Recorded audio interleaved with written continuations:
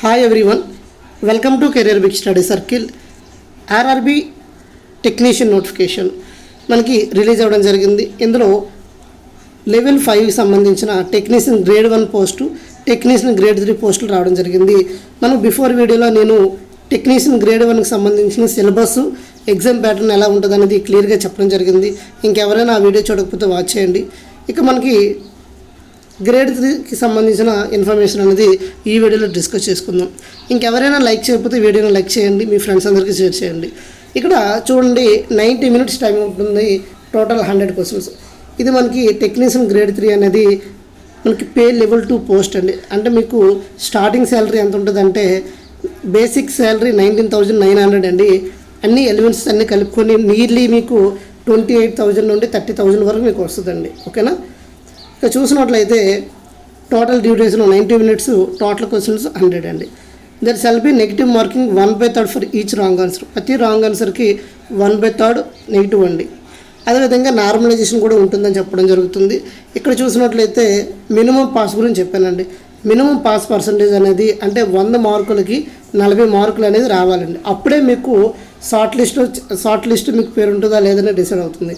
For example మీకు 100 మార్క్స్కి 39 వస్తే మీరు ఇంక ఫెయిల్ అయిపోయినట్టే. 40 మార్క్స్ మినిమం పాస్ అని 100కి 40 రావాలి. ఎవరికి? అన్రిజర్వ్డ్ ఈడబ్ల్యూఎస్ వాళ్ళకి.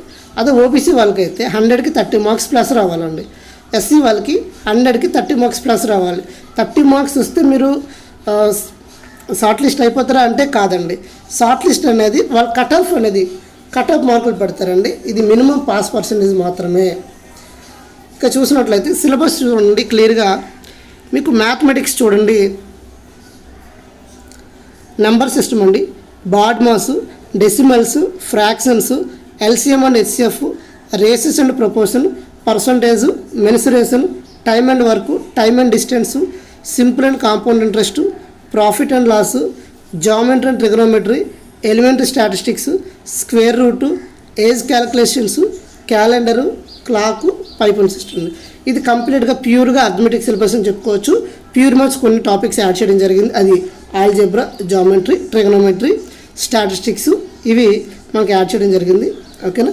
ఇంకా రీజనింగ్ వచ్చేసరికి అనాలజీస్ అంటే పోలికలు, alphabetical numbers and series, coding and decoding, mathematical operations అండి, relationships, syllogism, jumbling, Venn diagram, data interpretation, తర్వాత sufficiency, data sufficiency, conclusion and decision making, similarities, differences and reasoning classification అండి, directions, statement arguments and statement assumption. మీకు ఎక్కువగా statement assumption, statement arguments మీద questions అనేవి ఎక్కువ ఇస్తున్నారండి. అదేవిధంగా సిలాయిజం కూడా అడుగుతున్నారు. ఇక జనరల్ సైన్స్ చూసినట్లయితే the syllabus under this shall be cover physics, chemistry, life science of 10th standard level.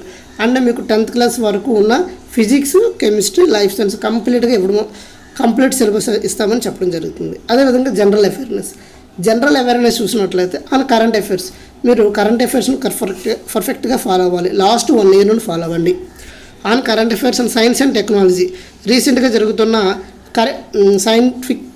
Science and technology కానీ, స్పోర్ట్స్ కానీ, కల్చరల్ కానీ, పర్సనాలిటీస్ కానీ, ఎకనామిక్స్ కానీ, politics and other subjects of importance కూడా ఈ జనరల్ అవేర్నెస్లో మీరు క్లియర్గా చదవాల్సి ఉంటుంది.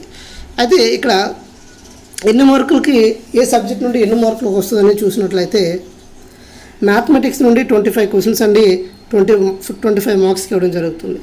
జనరల్ ఇంటెలిజెన్స్ అండ్ రీజనింగ్ నుండి 25 క్వశ్చన్స్ 25 మార్క్స్కి ఇవ్వడం జరుగుతుంది. జనరల్ సైన్స్లో 40 క్వశ్చన్స్ 40 మార్క్స్కి ఇవ్వడం జరుగుతుంది. జనరల్ అవేర్నెస్ చూసినట్లయితే 10 క్వశ్చన్స్ 10 మార్క్స్కి ఇవ్వడం జరుగుతుంది. ఓవరాల్గా 100 క్వశ్చన్స్ 100 మార్క్స్కి ఇవ్వడం జరుగుతుంది. డ్యూరేషన్ ఏంటంటే 90 మినిట్స్ టైం అండి, విత్ 30 మినిట్స్ ఎక్స్ట్రా టైం ఎవరికంటే పీడబ్ల్యూబీడీ వాళ్ళకి 30 మినిట్స్ ఎక్స్ట్రా టైం అనేది ఇవ్వడం జరుగుతుంది. అదేవిధంగా the subject wise distribution given above is merely inductive. The question paper may be vary. అంటే క్వశ్చన్ పేపర్లో ఎగ్జాక్ట్లీ ఇలానే సిలబస్లో మెన్షన్ చేసిన పాయింట్స్ కానీ క్వశ్చన్స్ ఒకటి అటు ఇటు అయ్యే ఛాన్స్ ఉందని కూడా చెప్పడం జరుగుతుంది. తర్వాత ఇందులో ఇది అయిపోయిన తర్వాత సిబిటి అయిపోయిన తర్వాత డాక్యుమెంట్ వెరిఫికేషన్ జరుగుతుందండి. ఆ డాక్యుమెంట్ వెరిఫికేషన్ రోజు మీ డాక్యుమెంట్స్ అన్నీ తీసుకెళ్తే క్లియర్గా అన్నీ క్లియర్గా ఉండేటప్పుడు మీకు డాక్యుమెంట్ వెరిఫికేషన్ జరుగుతుంది. తర్వాత జాయిన్ అవుతారండి. జాయిన్ అవ్వగానే మీకు మంచి శాలరీతో మంచి పోస్ట్ అనేది రావడం జరుగుతుంది. సో ఈ ఎక్స్ప్లెనేషన్ నచ్చినట్లయితే లైక్ చేయండి, మీ ఫ్రెండ్స్ అందరికీ షేర్ చేయండి. మీ ఇలాంటి జాబ్ అప్డేట్స్ మీకు తెలియాలంటే ఖచ్చితంగా మీరు లైక్ చేసి షేర్ చేస్తేనే మాకు ఇంకేమైనా జాబ్ అప్డేట్స్ ఇవ్వడానికి మరికొంచెం ఇంట్రెస్ట్తో ఇంకెక్కువ అందరికన్నా తొందరగా మీకు ఈ నోటిఫికేషన్ అప్డేట్స్ అన్ని అందించడానికి మాకు ఎంతో సాయం చేస్తారు. Thank you all. జై హింద్.